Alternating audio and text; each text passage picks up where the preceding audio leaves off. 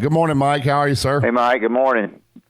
Good morning, guys. How are you doing this morning? Good. Thank you for being on. I appreciate you. Hey. Always very, very good, and we appreciate you being on. Mike, I got to get you to clear up one thing I saw on your Twitter here. Now, you telling me that Mike Leach is going to speak at Kirby Smart's Georgia football clinic? Yeah, how about that? What? I know. Think about that. Kirby and Mike Leach as allies. I mean, if you're Mike Leach, what's the team you got to beat in the West? I mean, right? You got to beat Alabama. It's still Alabama. Yeah. I mean, LSU, they lost half their team. I mean, we don't really believe they're going to be back there. They don't. You get a Joe Burrow once every 25 years. Nobody's buying that. But Alabama. So who knows more about the Alabama defense than anybody on the planet outside of Nick Saban?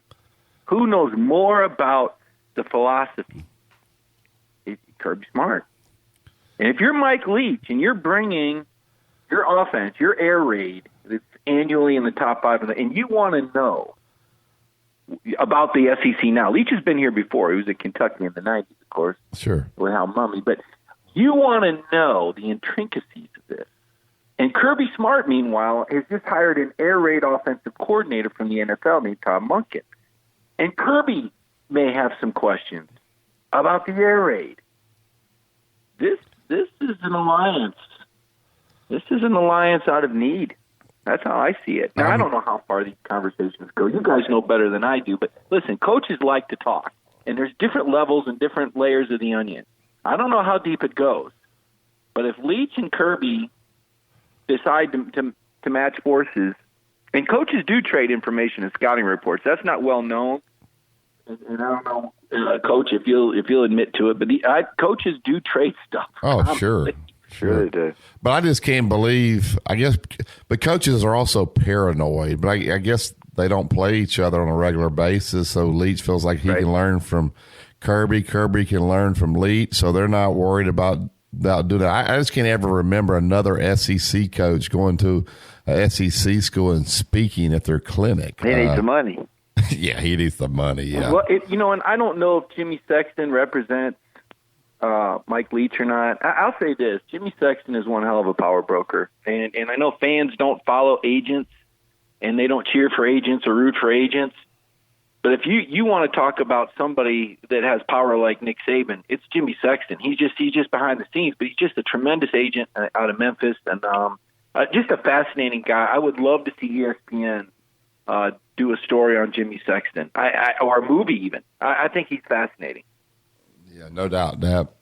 I'm not wanting to play a Georgia-Clemson game to open up the season, because if I get beat, even though it's early in the year and I can rectify that some, I think that's stupid. You may go the very opposite of what I'm saying. Well, if you look at the rest of Georgia's schedule that year, it's kind of, they kind of needed a big name opponent. I mean, they play Georgia Tech every year. I just, does that count? I guess it's an FBS opponent, but I'm okay with one game like that a year. Okay. Now Georgia has some years through 2033 where they have two. They've done a really nice job of dressing up their schedule. They've been one of the more aggressive teams. Kirby's very aggressive in the scheduling. I like this game. The only thing I don't like about it is that it took another game away from Athens. And see, I don't think Georgia has figured out the secret sauce yet that Alabama and Auburn did when they went to home and home out of Birmingham. And I think it hurts Georgia that they give up that game against Florida every year and play it in Jacksonville. I just don't think it's worth it for them and what they give up on a recruiting weekend. And it hurts their city. Athens is a beautiful city, but they've got merchants that rely on those weekends. And I'm just not sure. Playing Clemson, but if your concern is the loss, I think you can lose one game. And if you win the SEC, I still think you get in. In basketball, Tom Crean has gotten beaten after Leeds, but for whatever reason, the people surrounding him over there are not real fond of him. I didn't know that. See, I haven't heard that. I saw sellouts. This is the 7th sellout they've had this season. Okay, well, maybe I'm wrong. I just have felt that from what I can gather. Then tell our listeners about the Georgia basketball team and what you think, because you're very good at it. Right. Well, here's the thing. Fans don't like teams that lose. And we're in a now society, and it's year 2 for Tom Crean, and they've lost 8 out of 9 games going into last night. A lot of close ones. In fact, they've given up 20-point leads in 4 out of their double-digit leads in 4 of their previous 5 losses during that stretch. And, you look at it and you go, well, there's 9 freshmen. Okay, but there's a guy that's projected to be number 1 pick, so you should win, they think. And they don't understand the dynamics and the synchronization that basketball requires. I mean, basketball is a beautiful sport, and I think people like it without even understanding why they like it. Yeah. The cool thing about basketball, and we say, we only use 12% of our brain. I think there's patterns in basketball that you coaches draw up, motions, plays, that the naked eye, the uneducated eye doesn't recognize the motion, that doesn't recognize the play action. And yet the subconscious sees a familiarity and almost a rhythm to it. And you can anticipate when it's working. Mm-hmm. There's nothing greater than a basketball team in sync, whether it's a three-quarter court trap, whether it's an effective zone, whether it's a motion offense, whether it's cutters. When it's happening and it's working and guys are in sync, it's awesome. But I don't think many people really recognize that. And it takes time to get to that. And now that you got these one-and-dones and kids leaving early, it's harder and harder for coaches to get to that point where they can get that sort of synchronization that makes teams effective, that makes teams capable of winning with less talent. Look, it's what you want to know Bruce Pearl's secrets. That's what Bruce Pearl does. Bruce Pearl's got a playbook, folks. Bruce Pearl's got a three-quarter court trap that forces tempo and invites teams to run. He wants you to go 3-on-2. He scouted it out. He knows your 3 and he knows his 2, and he wants that challenge because he wants that tempo. And Bruce Pearl has side court defensive plays and out-of-bounds play. That's his special teams. He's one of the best in the country at it. When you play Bruce Pearl, you better change up your inbounds plays, or he's going to turn you over. And you better be ready for his trap, and you better be able to know when you want to run and be selective with it. The only thing that's happened to Bruce Pearl and Auburn right now is they're missing shots, and they're looking fatigued. It's that time of year, and they've hit a wall. That was a big win for Georgia and a big win for Crean. Crean runs good stuff. He runs good spacing. He gets these kids to commit to the precise location they need to spot up. This is very important. We get back to synchronization, right? But he's got a lot of young guys, and it's going to take time. So they're going to peak late. Now, I'm not saying they're going to win the SEC tournament, but don't be surprised if they win 3 or 4 in a row before the season's over. Okay. Yeah, but I see Georgia, though, and I know Tom Crean can coach. I understand he knows the game inside and out, but it seems like to me their players during games are all about drawing attention to themselves. They're walking off the court against Kentucky at halftime like the game is over. I don't see a lot of change there. Does he have discipline with these guys within the game where they're not just, hey, it looks like almost a look at me. It's a team thing. Hey, let's win the game. Let's focus on 40 minutes. I just think they seem to showboat a little bit too much. Am I missing that there, Mike?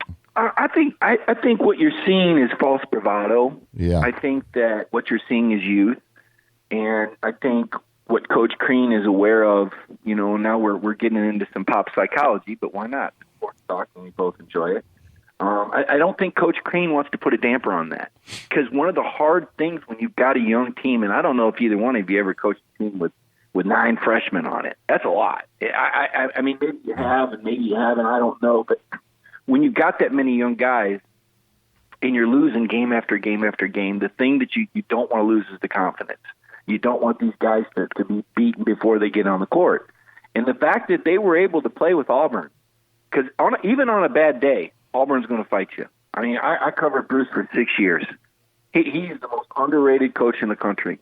I mean, I think the Auburn rebuild is probably the most impressive rebuild in college basketball the last decade. I can't even believe it. I talked with Stephen Pro before the game. I said, I cannot believe what I'm watching here. I saw what Bruce did at Tennessee with 6 straight NCAA tournament appearances, what he took over, and how they, became number 1 in the country for the first time in their school's history. And it was I think something like 5-5 against top 5 teams or something like that at Tennessee. I mean, I saw it happen there, but to see it happen at Auburn, Now, I've seen Alabama basketball be good. We've seen some guys there now. There were some players there in the 90s. I remember that era. I caught the tail end of that. I was there for the start of David Hobbs, and I know what was there. I know what was left behind, okay? There was some talent there now. That Alabama team, that had Final Four. That program was moving and shaking, man. But Auburn never really went, unless there were, whispers and shadows, four-letter NCAA stuff going on. You never really saw Auburn. But the guys Bruce is winning with now, the guys he's winning with, these aren't Duke and Kentucky and one-and-done guys. That's coaching, man. Mike, give our listeners your feelings on Kirby Smart with his staff. Chaney leaves to go to Tennessee because he's disgusted from what we hear about Kirby fussing at him all the time about the offense. Offensive guy leaves and goes here. A bunch of them have gone. And give your, because you're smart. Now this is why we love college football. It's such a regional game, and there's so many different stories from different people, and just like the people in Georgia have their deals about Alabama, I guess. Sure. Well, they're really losing it now. The people know. Listen, Jim Chaney got his salary doubled at Tennessee, and his daughter goes to the University of Tennessee. That's where he planned to retire from. Okay. So that wasn't an if. That was a win. Okay. And they darn near doubled his salary. I think he went from $950,000 to averaging about $1.7 million, and it was a 3-year guaranteed contract. Okay. Plus, his daughter goes to the University of Tennessee. I can tell you, as a guy, you guys got kids. You get it. Sure. You want to be around your kids. Sure. Some days you wake up and go, man, what the hell am I doing? I'm working. I love it, but God, I'm missing my family, right? So, no, that's why Jim Chaney left. But was Kirby fussing at him? Sure, he was. I'd have fussed too. They did a horrible job with convincing. They weren't able to convince Justin Fields to do the team thing and to run a package, right? They weren't able to convince, and that's what he needed to do as a true freshman. Now, as a sophomore, he could have competed with Jake, maybe won the job. I don't know. But as a true freshman, he wasn't going to walk in there and learn that offense like Jake. Jake's one of the best processors in college football. That's the one thing Jake Fromm, that's what's going to get him drafted, guys, is he's the processor. Of all those quarterbacks, nobody processes it faster than Jake Fromm. He ain't going to run away from you. He ain't got the strongest arm, but he's going to get through progression seamlessly. You're not even going to see him turn his head. That's what he does well, and that's coming from Jim Nagy down there at the Senior Bowl. Ain't nobody better than Jim Nagy. He was a scout for the Patriots and Seahawks and all that. Now he's the executive director down there in Mobile, making that game something else. So, Kirby fussed. Heck, they lost the national championship game. And then they weren't able to move the ball in the final minute and 9 against Alabama in the SEC. So, it's what you're getting paid to do, man. You're getting paid the big bucks to match wits with Alabama coaches and win those battles. So, sure, Kirby was upset because he thinks, even though I don't know why, he thinks he should be winning championships every year. I said, no, wait a minute. You're not the one with the statue in front of the stadium. Your last name ain't Saban. That's the guy that's supposed to be winning it every year. But Kirby thinks he's supposed to win a championship year at Georgia every single season. And they haven't won one yet. So he's going to be pissed off at his assistant coach. We're talking with Mike Griffith with DawgNation. This may be a stupid question. I'm going to ask it anyway. Does the SEC... does it really care about basketball? Mike, I know they give the money and they build facilities and they're paying the coaches out the nose, but I get so sick because football gets enough publicity. When we have SEC basketball games and we interview the football coach during the game, it drives me nuts. I'm watching Florida the other night. They got Steve Spurrier over there interviewing Steve Spurrier. Does the SEC do enough? Because I don't think this year, and I'm not saying it's the league's fault, but there's going to be 4 teams, probably 5. I think Mississippi State will get in. I think everybody else, they're really not even on the bubble, especially Alabama after last night's loss. Does the SEC do enough to surround itself and promote basketball? Or are they always trying to inject football everywhere they can? Well, I think that the SEC is inherently a football league. I think it's part of our culture. I think it's why I'm here. Right? Listen, guys, I was born in Mobile, Alabama, right? Yeah. But I was raised in Michigan. And yet I gravitated to watching SEC football and basketball growing up. I didn't want to watch the Big Ten. It was inferior. And I recognized that at a very early age. And so when I became a sports writer, my goal was to work in the SEC. And I remember I got the opportunity of a lifetime in Anniston, Alabama, to cover the Auburn Tigers in 1993, and that was the beat that was open. And they, lo and behold, they went 11-0, and I was on my way, man. And then I had my dream job. By the time I was 29 years old, I was at the Mobile Register. They said, "You want to cover Alabama?" I said, "Sure, man. You kidding me?" Well, you got to drive 4 hours back and forth twice a week. That's 16 hours around the road. Let me tell you, that was 16 hours of talking and thinking football on the cell phone, back when you could call coaches, back when you could call players. Have Freddie Kitchens come down to Mobile. "Hey, I'm down here. You want to meet me for a beer?" "Sure." "How's the season going to look?" You know, that's how things were. And I'm telling you, man, those coaches opened up the doors. That's SEC. To see what I'm saying? It's a culture. You can't escape that. So if you want basketball to be big, you've got to bring the people from that football culture into the arena and say, "Hey, guys, look, here's Steve Spurrier. Oh, by the way, look at that game they're playing on the court. Doesn't that look like fun? Yeah, that guy right there would be a pretty good tight end, wouldn't he?" He would. But watch him when he passes and dunks. So it's like when Bruce Pearl went to Tennessee. I'm changing back over to Bruce again for your audience. The first thing he did was embrace Pat Summitt. You'd think, wow, that's who he's competing with for tickets, women's basketball. He said, "She's the greatest ever. I want her watching my practices. I want her feedback, public appearances." Because then the Lady Vol basketball fans said, "You know what? I can watch some men's basketball. That ain't going to kill me. It ain't going to hurt me." They're not competing with each other, I guess is what I'm saying. So I think that's the marketing model. I don't know what the other model would be. I had the same questions as you. I don't know if Georgia's figured that out. I'm still waiting for Kirby Smart to speak at halftime of a basketball game or something. He'll show up there, but they don't recognize him. I think that's a mistake. I think when people know Kirby's in the building, it seems to make the event that much more of a bigger deal. Just like if Nick Saban shows up anywhere, everybody's starstruck. Yeah, I don't know. I agree with you 100%. I think Nick Saban, those guys need to be in the building to help. But when they start interviewing them during the game, it drives me bananas. Well, I get you there. If it's a close game, I do understand that. And I've been frustrated by that watching events forever when they throw to the celebrity on the sideline. And it's like, hey man, I'm kind of watching this. I'm into this game. But the problem is you've got to build up some basketball celebrities. I mean, I'm thinking about this. Last night, and listen, I don't mean this to be an insult, but last night they introduced J.J. Frazier. Now, I don't know how many people listening know who J.J. Frazier is, but I had to Google him to remember when he played. You know what I'm saying? Yeah. They didn't introduce Dominique Wilkins now, but there's only one Dominique Wilkins. When we talk about former Georgia basketball stars, where does the list start and where does it end? Yeah. It ain't like Alabama football. You could have a parade of 200 guys in Hall of Fames across the country if you're introducing. But let's talk about basketball celebrities in the SEC. Ain't a whole lot.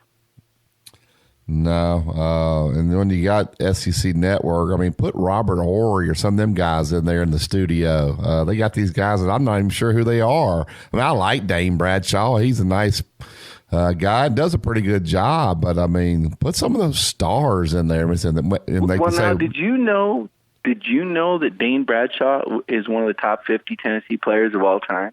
Yeah. Did you know that? He was. Now, the numbers, he didn't score 30 a game, but he took down Joe Kim Noah in Florida 3 out of 4 times when they were national champs. That was pretty impressive. But to your point, I get you. Guys that have been in the NBA, guys that can speak to the game at a higher level, guys with star power, right? Star power is the key. It seems like they all went to Kentucky. Yeah. And you know what? Kentucky's even got guys endorsing them that didn't go to Kentucky. How about that? Doesn't LeBron James have a locker there or something crazy like that? Yeah, I'm not sure. Drake. Yeah. I mean, Kentucky, hey, if they ain't got it, they'll just make it up. I mean, shoot. And nobody's going to question Kentucky, especially the referees. No doubt. Well, Mike, it's great stuff as always. Tell everybody where they can find all your stuff because it's awesome. Yeah, I'm on Twitter at Mike Griffith 32, and I have a little fun on your show. I do, but you know what? It's only because I enjoy it, and just what an honor it is to be a part of a show. With somebody that I respected so long as a reporter and in the media that understands the contribution that you made. So thank you for having me. I enjoy coming on. I enjoy talking football, basketball, whatever sports you got. and I'll keep it real, and we'll have some fun with it. Awesome. Thanks a lot, Mike. Appreciate it. Appreciate you. Thank you.